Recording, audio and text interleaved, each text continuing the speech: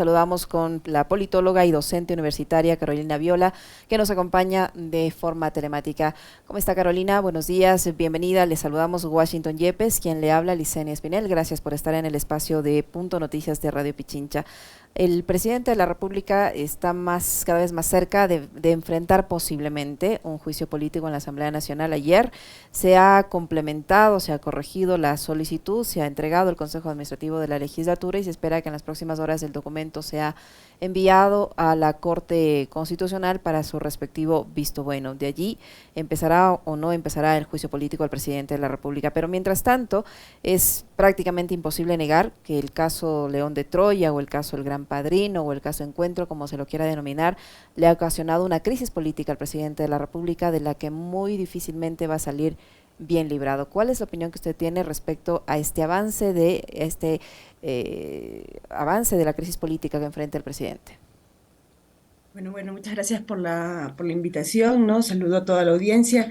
Bueno, la situación política del país es compleja, ¿no? Es compleja porque es compleja en todo sentido. Es compleja en el ámbito de las instituciones, donde vemos esta conflictividad y esta dificultad que existe y esa discusión alrededor de un mecanismo que es totalmente válido, ¿no? Que es el juicio político previsto en la Constitución y que, según mi opinión, de alguna manera permitiría un procesamiento del conflicto por las vías democráticas, ¿no? Porque el conflicto existe más allá de que el juicio político se dé o no se dé, y eso es una cosa que tiene que quedar claro, ¿no? Porque si el juicio político no pasa, no significa que el conflicto se acaba. El conflicto se va a ir a otras plataformas que probablemente va a ser la calle, ¿no? Donde la gente va a manifestarse, ¿no? Porque el gobierno no tiene un problema de legitimidad profundo. El país está sufriendo una situación muy grave, las personas no llegan a fin de mes, no tienen la posibilidad de comer 3 veces al día, están aumentando los niveles de desnutrición en las escuelas públicas, ya los maestros comienzan a contar de los casos donde los niños van y se desmayan en clases porque no han comido, la migración es un éxodo ya en este momento, y entonces eso no va a parar solo en el ámbito de lo político, o sea, no va a parar solo porque el juicio no pase. El juicio pasa o no pasa, la inestabilidad va a estar presente porque la inestabilidad no está solo en la asamblea, sino está en la gente que ha perdido confianza en el gobierno y ya no está dispuesta a respaldarlo. Y eso lo hemos visto muy claramente en la última consulta popular. ¿Y cómo se debe entender en medio de semejante crisis que usted la acaba de describir muy bien, Carolina, el trabajo comunicacional del régimen? Porque no está pudiendo manejar el asunto. Y ha sido uno de los principales, digamos, errores que ha tenido el régimen durante su gobierno en estos últimos casi 2 años. Se elaboran piezas comunicacionales agresivas, afrentosas.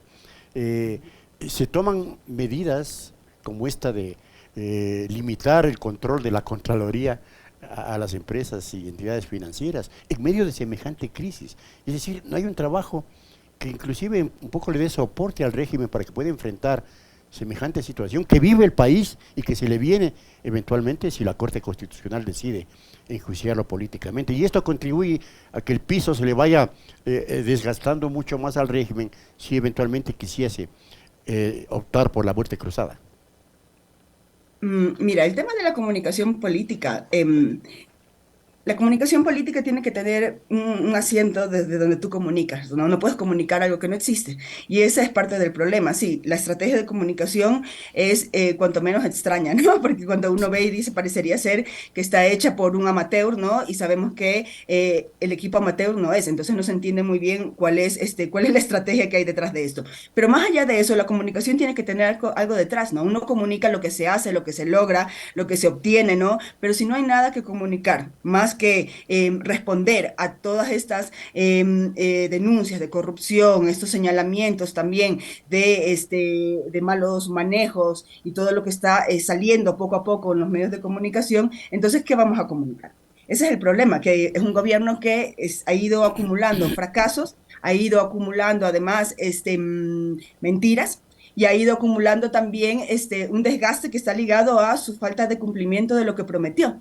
O sea, a pesar de que no fue un gobierno que ganó con una gran mayoría, fue un gobierno que logró convencer a la gente y que la gente apostó por un proyecto político. Y el proyecto político no se cumplió, no ha habido ningún avance respecto a sus propuestas y lo único que vemos es avance en todas aquellas decisiones que tienen que ver con el favorecimiento de ciertos grupos de la sociedad que además son ligados a su ámbito de influencia, que es la banca, ¿no? Y es gravísimo, ¿no? Porque lo que eso genera en la ciudadanía es una percepción de captura de la política pública, de captura de lo público, de captura del Estado, ¿no? Que no beneficia nada ni a la calidad de la democracia en este país, ni a la situación de nuestra población. De ahí que la población no está dispuesta a apoyar más a este gobierno y eso se vio claramente en las últimas elecciones. Y es por eso que, más allá de que el juicio político se logre o no se logre, vamos a ver, si es que no se logra sobre todo, vamos a ver un calentamiento de las calles. Si es que el juicio político se logra y es posible tramitar el conflicto por la vía democrática, podría ser, no es tampoco un escenario totalmente cierto, no podría ser que eso baje la conflictividad en las calles. Pero la no aprobación del juicio político seguramente va a ir acompañada por nuevas movilizaciones que además van a venir de diversos sectores de la sociedad, ¿no? Muchas veces se habla de la movilización y se piensa en la CONAIE seguramente va a ser un actor fundamental de las movilizaciones si es que estas se dan, pero hay muchos sectores en el país que en este momento se sienten afectados. Y entonces vamos a ver todo ese malestar, si es que no puede procesarse por las instituciones democráticas, se va a procesar por la vía del conflicto, Pero, porque así funciona en democracia. Carolina, es decir, que se va a generar una sensación de hartazgo, de cansancio en la población, tomando en cuenta la forma como se ha manejado este conflicto. Yo le decía que muy difícilmente, aunque la Corte Constitucional termine salvando al presidente de la República, él no va a quedar ante la opinión pública como inocente de este proceso, tomando en cuenta el manejo que se ha dado el mismo. Mire usted cómo se conoce de cómo oficiales de alto rango de la Policía Nacional ocultaron este informe de una investigación de narcotráfico relacionado con la mafia albanesa que salpicaba al entorno del presidente de la República, que conocía el presidente de la República. Resulta que salen de la institución policial sin ni siquiera un castigo administrativo, sin ningún tipo de sanción, sin rendir cuentas por sus actos. El presidente de la República empezó diciendo que no pasaba nada, que el señor Luque se había ido porque había querido, después que era un torpe, y resulta que el señor Luque era un funcionario del Banco de Guayaquil de muchos años, persona de su confianza, su mano derecha, en fin, la forma como se ha manejado. Y si la Corte Constitucional lo salva, ¿no quiere decir que el presidente sea inocente? Claro que no, y sobre todo, no es, o sea, a ver, lo que se está hablando es de un juicio político y no de un juicio penal. El Ujú. juicio penal tendrá que procesarlo la justicia y ellos decidirán el grado de cumplimiento que hay. El juicio político tiene que ver con un problema de no cumplimiento de las disposiciones constitucionales y sobre todo de su mandato, ¿no? Del rol que tiene como presidente. Y eso no se va a quitar porque porque la Corte diga o sea, porque la Corte lo salve, ni está tan ligado al conflicto propio alrededor de la corrupción. El problema aquí tiene que ver de una deslegitimación del poder político, ¿no? Que es Ujú. estructural y que tiene que ver con muchas cosas que van más allá del tema de todo el escándalo de corrupción, sobre el cual yo prefiero no profundizar, porque hay un montón de información ahí. Se está discutiendo, la justicia decidirá y dirán qué es lo que ha sucedido ahí. Pero lo que sí es cierto es que la gente en este país se está muriendo. La gente de este país se está muriendo porque no come, la gente en este país se está muriendo por la inseguridad, la gente en este país está viendo a sus hijos morirse en manos de la delincuencia, la gente de este país se está muriendo cuando está cruzando las fronteras hacia Estados Unidos, ¿no? Por un río lleno de cocodrilos o por un desierto, ¿no? Donde la mitad de las personas se quedan en el camino. Entonces, eso para la gente es indiferente que el juicio político se dé, no se dé, que la corte diga que efectivamente el presidente estuvo involucrado o no estuvo involucrado. Se trata de un problema mucho más estructural que tiene que ver con la sobrevivencia, la vida cotidiana de la gente de sus familias. Y eso va a quedarse presente porque el problema es que llevamos ya algunos años donde los gobiernos repetidamente se han olvidado del motivo por el que llegaron ahí, que es administrar los bienes públicos, los bienes del pueblo. Y ahí se ha asumido como si el poder fuera de su propiedad y se convierte, como bien se señalaba, en una herramienta para garantizar privilegios y para garantizar un bloqueo, un cerco alrededor de sus intereses. Y eso es inadmisible y la gente lo siente. Y lo siente más allá del tema de que, claro, ellos se escucha el tema de las mafias, el tema de toda esta corrupción que ha habido ahí, pero que en realidad está sufriendo la gente es la cotidianidad, es el día a día, Ujú. es el tener miedo cuando mi hija va a pararse en el bus para irse al colegio que no sé si va a volver.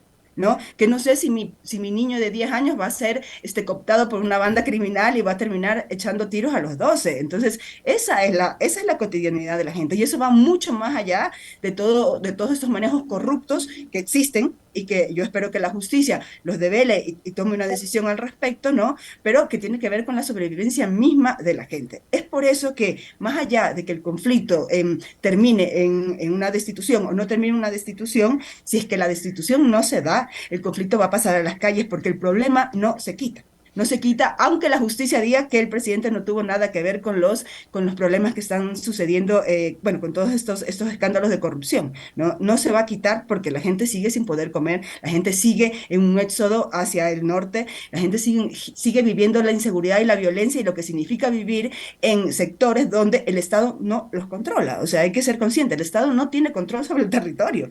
Y eso es lo que estamos viendo cuando en los barrios de Guayaquil tú tienes que solicitar permiso a las bandas criminales para poder entrar. Yo soy investigadora social y hago estas cosas. Y es así. Hay muchas zonas del país donde es imposible acceder en este momento, ¿no? Sin pedir permiso a los líderes locales, a los líderes de los grupos delincuenciales locales que te permitan acceder. Eso es lo que está sucediendo y eso es lo que la gente vive día a día. Más allá si el presidente sabía o no sabía que la mafia albanesa estaba introducida en su gobierno, el problema es que la gente ve que la mafia está introducida en la vida cotidiana y que ha tomado el lugar del Estado en el control del territorio y por lo tanto en el control de sus vidas. Y eso no se va a quitar. No se va a quitar hasta que tengamos un gobierno que tenga capacidad de gestionar eso, que no va a ser una cosa fácil de gestionar tampoco, ¿no? Pero está en la vida de la gente. Entonces se trata de una cuestión de la reproducción de su vida, mucho más allá que la cuestión de que la justicia diga que hubo o no hubo corrupción. Carolina, permítame insistir en esto porque yo quiero leer o quiero entender de que el régimen tiene consultores, asesores, funcionarios que se dedican a estudiar el tema este de la estrategia política, pero lo que hacen, al parecer, es de echar gasolina al fuego.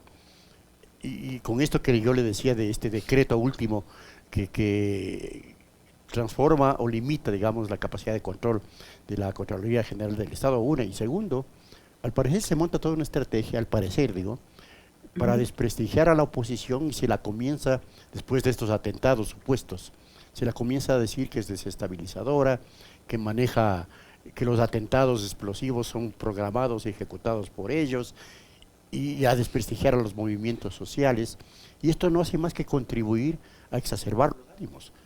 Es parte de una estrategia o de la incapacidad estratégica del régimen. O sea, a mí se me hace difícil pensar que eso es parte de una estrategia, porque la estrategia se construye sobre la base de los datos de la realidad. Y los datos de la realidad no dicen que la preocupación de la gente es eso y no plantean además que es posible desviar el conflicto a partir de estos argumentos, porque para poder desviar el conflicto a partir de estos argumentos tienes que tener legitimidad. Y es evidente, sobre todo según los resultados de las últimas elecciones, que esa legitimidad no está. Cuando uno realiza estas estrategias, ¿no? Yo soy politóloga, trabajo en esto, ¿no? Cuando uno realiza esas estrategias no se realizan sobre la base de lo que uno piensa o lo que uno sueña, sino sobre la base de un análisis técnico de los datos que te permiten visualizar cuáles serían los escenarios posibles y cómo poder ir trabajando para llegar a esos escenarios. Si yo tengo una situación de altísima ilegitimidad, no puedo pretender pelear a partir de la disputa del discurso. Entonces, la verdad es que a mí me impresiona mucho, muchas veces yo abro estos Análisis comunicados y crítico. pienso, la verdad, que son fake news, porque son a veces, incluso, o sea, por ejemplo, todo el intercambio de comunicaciones en este momento, o sea, que ha habido con el presidente de Argentina, es de terror. O Es de sea, es terror. de terror. Entonces, uno dice, no puedo comprender, ¿no? No puedo comprender que haya una estrategia aquí, a menos que esa estrategia está construida con datos que se lo soñaron y eso les lleva a pensar que se puede generar una disputa alrededor del discurso en estos temas, porque los datos no te dicen eso. Entonces, si los datos no te dicen eso, la estrategia debería ir por otro lado. No puedes disputarlo en el tú a tú porque no tienes legitimidad para hacerlo. Entonces, la verdad es que a mí me impresiona muchísimo, ¿no? La forma en la que se están eligiendo sus equipos, ¿no? No sé quiénes son las personas que están ahí, la verdad, pero no comprendo. O es un problema de incapacidad, o tal vez es un problema, que es lo que yo, la verdad, intuyo más, de desconexión total de las élites de este país respecto al dolor de la gente. A mí me da la impresión que las élites de este país no entienden lo que está sufriendo la gente, ¿no? Las élites de este país están preocupadas porque los secuestren cuando salen de Cumbayá, pero la gente que vive en los sectores populares de este país, donde el Estado ya no controla el territorio, lo controlan las bandas delincuenciales, ¿no? Tienen miedo mucho más de que les secuestren afuera de su ciudadela. O sea, el terror es de la vida de sus hijos, el terror es cotidiano, el terror es que hay un atentado en la casa del frente y vuele toda la manzana y terminemos ahí volando quienes éramos y quienes no éramos. El terror es que en algún momento vengan a vacunarme la pequeña tienda que tengo, donde a duras penas logro sacar para vivir a fin de mes, y porque no pague me den un tiro y mis hijos se queden sin nadie que los cuide, ¿no? Ese es el problema, y eso es lo que las élites no entienden cuando dicen, no, es que son desestabilizadores, no, es que el problema es que quieren solo generar caos en el país. El caos está en el país, el caos está en la vida cotidiana de la gente, y no ver eso es una incapacidad de las élites de entender el dolor de la gente aquí. Y Es esa incapacidad sentir el dolor de la gente, lastimosamente, se traduce también en las élites políticas. Y es lo que vemos en esa comunicación nefasta, totalmente despreocupada del dolor de las personas. Usted hace referencia, Carolina, a ese video de supuestas personas honorables en las que piden que se entienda la gestión del presidente Lasso, que apenas está 22 meses y que no pasa nada porque posiblemente sus urbanizaciones muy seguras, allí no ocurran estos tipos de violencia que se siente en las calles. ¿Se refiere a ese tipo de manifestaciones de respaldo al presidente de la República, por un lado, que no están conectadas con la realidad que vive la mayoría de la población? Carolina, ¿hasta qué punto abonan para enfrentar esta situación ese tipo de pronunciamientos de élites que cuidan sus espacios de poder, su metro cuadrado de comodidad y no se conectan con la realidad que vive el resto de la población? Me refiero a esas, pero también, bueno, yo soy investigadora social, ¿no? Y nosotros trabajamos, hacemos grupos focales, hacemos trabajos de esas características, ¿no? Me refiero a esas y me refiero a las que yo escucho reiteradamente cuando hacemos estos trabajos de investigación, donde te dicen, pero es que no entiendo por qué se van si no está tan mal la cosa. O sea, no está tan mal la cosa para usted, pero para la mayoría de la gente que está viviendo Claro. en esa situación, sí está muy mal la cosa. Y entonces, claro que no abona, porque lo que termina es de ratificar la existencia de este pacto entre las élites y el gobierno, o más bien la coincidencia entre las élites y el gobierno, y la captura de lo público y del Estado y de los recursos que son de todos y todas por parte de esta élite. Eso es lo que me está reiterando cuando yo veo a esos señores que reproducen ese poder defendiendo, ¿no?, la reproducción de ese poder elitista. Entonces, esa es la situación. Claro que no, bueno, porque lo que terminan es ratificando esa sensación, ese malestar que existe en la ciudadanía de que el poder político y que la democracia está capturado por unos cuantos que además no tienen ni idea y no tienen ninguna empatía con el sentido y con el dolor de las grandes mayorías. Esa falta de empatía se podría también visibilizar en el hecho de que el presidente de la República se realice un nuevo viaje internacional hoy en medio de una situación muy complicada, por ejemplo, en la ciudad de Guayaquil, por ejemplo, en las provincias que resultaron afectadas por el último terremoto. Estuvo allí inicialmente, pero después ya nadie va, ya nadie está ahí, ya nadie está pendiente de las necesidades y de cumplir las ofertas en esos sectores. Eso también muestra una desconexión del presidente con la realidad de su pueblo.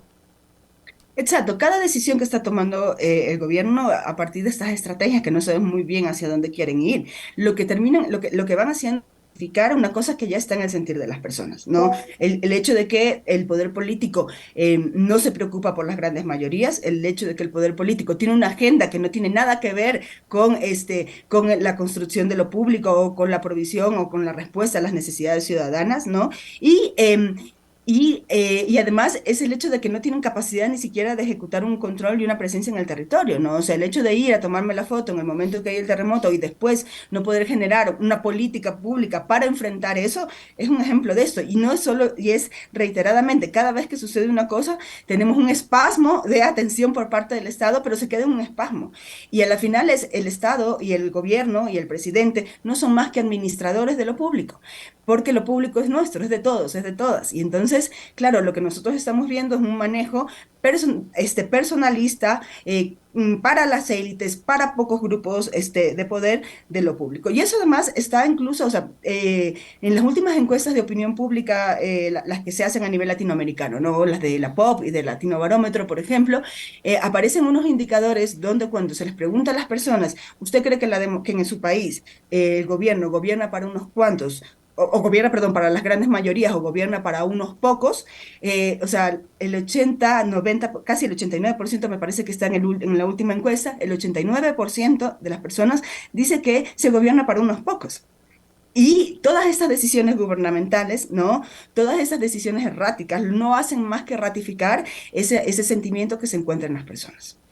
Los gobiernos generalmente, Carolina, cuentan con operadores políticos, pero ¿qué tanto bien le están haciendo a este régimen tan desgastado como está la clase de operadores políticos?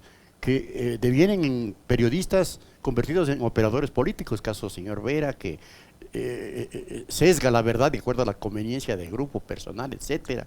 Caso señor Villavicencio, que es un denunciólogo desprestigiado, que lo traiciona al Lazo, lo acusa al Lazo y luego lo defiende, pero a rajatabla en otros aspectos. Casos hay por montón, Carolina.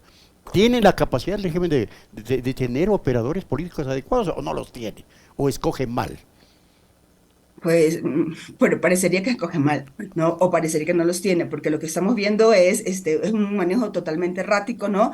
De lo político, pero también, además, justo hablando del tema de los medios de comunicación, el tema de los medios de comunicación, cuando se convierten en militantes, ¿no? De un partido, sea este el que sea, ¿no? Claro. Terminan incurriendo en un problema de corrupción. O sea, los medios de comunicación tienen un rol y además también manejan un bien público importantísimo, que es la información. Y claro, en el momento en que esa información comienza a sesgarse y comienza a maquillarse para responder a determinados intereses, están incurriendo en un acto de corrupción y la gente lo ve y la gente lo percibe. Y por eso es que cada vez más estos actores comienzan a deslegitimarse. Cuando el señor Villavicencio llegó a la Asamblea, ¿no? Llegó a la Asamblea con una aprobación por parte de la población pues importante y eso ha ido decayendo, claro, porque cuando te conviertes en un operador, ¿no? Del régimen, ¿no? Utilizando además un cargo de elección popular para utilizar desde ahí ese puesto como plataforma, eso también es corrupción. Y eso la gente lo percibe y significa que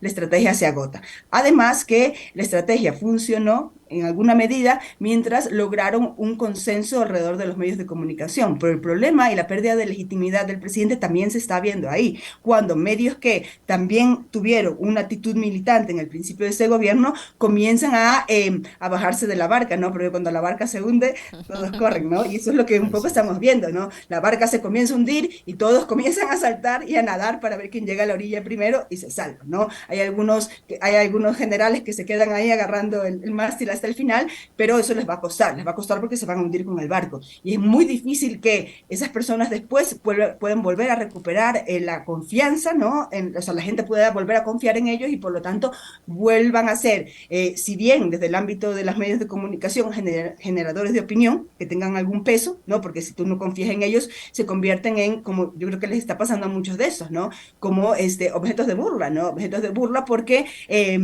están diciendo algo que todo el mundo sabe que no es cierto y entonces la gente no les cree. Y para un comunicador que no te crean, yo creo que hay un problema serio, ¿no? ¿Cómo puedes hacer tu trabajo si la gente no te cree? Y lo mismo para los políticos, un asambleísta que pretenda volver a ocupar un cargo de elección popular cuando has desprestigiado tu cargo, tu rol y tu persona durante todo este tiempo, ¿no? También va a pasar va a pasar una factura, ¿no? Y recordamos que los políticos, entre sus fines, a más allá de, obviamente, cumplir con un bien público que sería defender la democracia, ¿no? También, o sea, su objetivo también es reproducirse en el poder político, ¿no? Porque son políticos y ahí de eso viven, ¿no? Y entonces, claro, incluso estás poniendo en riesgo tu posibilidad de reproducción porque es muy difícil que después de haber cumplido un rol tan servicial, ¿no? Durante un régimen tan deslegitimado, tú puedas volver a pedir a la gente que confíe en ti. Y en ese punto, Carolina, el hecho de Interesante. que se hayan dado estas situaciones de violencia en contra de algunos medios de comunicación que han sido prácticamente cajas de resonancia de las gestiones gubernamentales o que son abiertamente oficialistas, me refiero que han tomado posición de defensa al presidente de la República, estas situaciones de inseguridad que han enfrentado, ¿les puede de alguna manera beneficiar en el sentido de, al victimizarse, recuperar algo de respaldo, de credibilidad? O sea, yo no quisiera decir o sea, bueno, yo no quiero discutir sobre quién fue o quién hizo estos atentados, ¿no? Lo cierto es que para las mayorías es un hecho cotidiano en la vida de las personas. Y Ujú. si bien para estas personas, ¿no? Y como se presenta, ¿no? Se presenta como un evento extraordinario, yo creo que al presentarlo como un evento extraordinario, no haces más que ratificar el hecho de que no te importa y no te das cuenta de lo que está sucediendo en la vida cotidiana de las personas, porque en la vida cotidiana de las personas esto está sucediendo todos los días, ¿no? Y no es un pendrive, es la bomba en tu tienda, es la bomba en la tienda del vecino, es O la bala en la cabeza de alguien. a la bala en la cabeza o estas matanzas que se dan en cualquier lugar, ¿no? Entonces, cuando tú a la mayoría de las personas que está viviendo esto de manera cotidiana le tratas de plantear que este tema de que como un evento extraordinario, ¿no? Llega incluso hasta a molestar. Yo creo. Entonces yo veo que, no creo que ahí va a haber una lógica como de reencauche, ¿no? Si es que el reencauche lo vas a tener si tú asumes tu lugar, que tu lugar es ser un periodista y por lo tanto ser un periodista independiente que produce información para que la gente decida y tome una postura respecto a un problema, ¿no? No tratar de direccionar a partir de discursos engañosos a la opinión de la gente porque eso significa incurrir en un acto de corrupción y en un acto además que cuestiona tu misma profesión, ¿no? Cuando uno estudia, pues le dicen, hay una ética, ¿no? Una comunicación, ¿no? Uno tiene una idea, ¿no? De para qué hace esto, ¿no? Y eso se rompe. Entonces yo no creo que ese tema sea muy relevante en las grandes mayorías. O sea, es relevante para las élites. Obviamente, si hay un ataque a los medios de comunicación, eso es muy grave, ¿no? Es muy grave Ujú. independientemente del medio de comunicación que sea, porque sabemos que eso comienza en un lugar y se contagia, ¿no? Así Y es. eso va a terminar Claro. afectando a todos. Y es un Ujú. problema de violencia que se comienza a instaurar penetrar, o sea, comienza a penetrar cada vez más en todos los ámbitos de la sociedad y no hay que tomarlo a la ligera. Pero Ujú. que eso signifique un determinante para que la gente cambie lo que piensa respecto a ellos, eso sí que no lo veo. Ujú. Permítame, finalmente, de mi parte, utilizar un poco el argot deportivo. ¿Cuál es su pálpito respecto de la decisión que tiene en sus manos de manera histórica la Corte Constitucional? No sé, porque a las finales ahí significa entrar en unas decisiones que tienen que ver con el análisis jurídico de las leyes y ahí son los jueces constitucionales los que tienen la palabra y los que tienen el conocimiento para hacerlo. Más allá de eso, pero yo creo que la Corte Constitucional sí debería sopesar el riesgo que significa no aprobar el juicio político. Porque, como bien decía yo, los problemas no van a superarse. El juicio político de alguna manera permitiría que la población de alguna manera sienta que hay posibilidades de resolución del conflicto Un por la desfogue. vía de las instituciones democráticas. Si es que no se resuelve el conflicto por las vías instituciones democráticas, se va a resolver en las calles, porque la gente está sufriendo, la gente se está muriendo y eso no se va a cambiar por una decisión de la Corte Constitucional. Si la inestabilidad, para finalizar también, Carolina, si la inestabilidad está en la calle, en la gente que sufre la necesidad y todos sus problemas que hemos conversado, ¿qué le queda al gobierno nacional en caso de que no pase nada, sea o en caso de que pase, ¿no? O sea, en caso de que quede el señor Borrero o en caso de que se mantenga el presidente de la República y complete su gestión? ¿Qué le queda para poder salvar estos 2 años que le queda a la actual administración gubernamental, sea el señor Lazo, sea que le toque al señor Borrero? ¿Puede todavía reconducir su camino, tener una visión más cercana a la población para poder gobernar con tranquilidad los 2 años que le faltan? Yo lo veo muy difícil. Yo lo veo muy difícil Bien complicado. porque no tiene o sea, no tiene el apoyo político en la Asamblea, que es el organismo que debería permitir habilitar el llevar adelante un proyecto político, y eso no existe. Y tampoco existe un apoyo popular que le permita exigir a la Asamblea que le permita avanzar con su proyecto político. Entonces, lastimosamente vamos a tener hasta el fin de este gobierno un periodo de anomía política donde va a haber un vacío ahí muy grande, ¿no? Y ese vacío, lastimosamente, le va a costar la vida a mucha gente en este país, ¿no? Y ese es un problema muy grave, ¿no? En el caso de que se llamara una muerte cruzada, por ejemplo, por parte del Ejecutivo, por otro lado, gobernar 6 meses por decreto un Ujú. gobierno con este nivel de legitimidad no va a ser posible. O Posible. sea, a la primera decisión que genere ruido en la población, ya sin una asamblea que permita gestionar el conflicto por la vía institucional, el conflicto va a ir directamente a las calles. Entonces, la muerte cruzada no es un escenario bueno para el gobierno porque el gobierno no va a poder gobernar, aunque no tenga el peso de la asamblea encima, porque las asambleas de alguna manera le permite un procesamiento del conflicto que no sea en las calles, que que es mucho más complejo, mucho más peligroso, ¿no? Porque las calles se calientan y no pesan, ¿no? Los intereses políticos como lo hace la Asamblea cuando decide, pues a lo mejor lo dejo unos meses más, a lo mejor aguanto, a lo mejor este proyecto lo apruebo. En el momento que eso se va a las calles, lo que pesa ahí es el dolor de la gente. Y el dolor de la gente en este país en este momento es grande.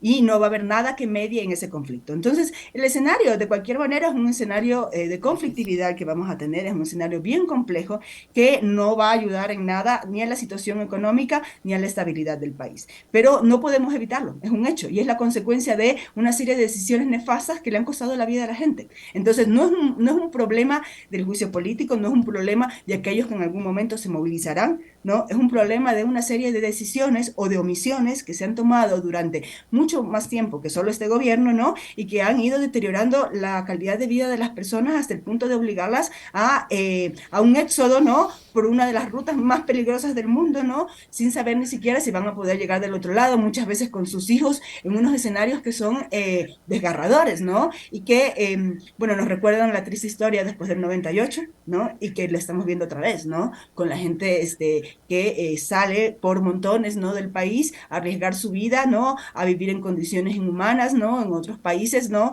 Para poder garantizar al menos, ¿no? La alimentación de sus hijos.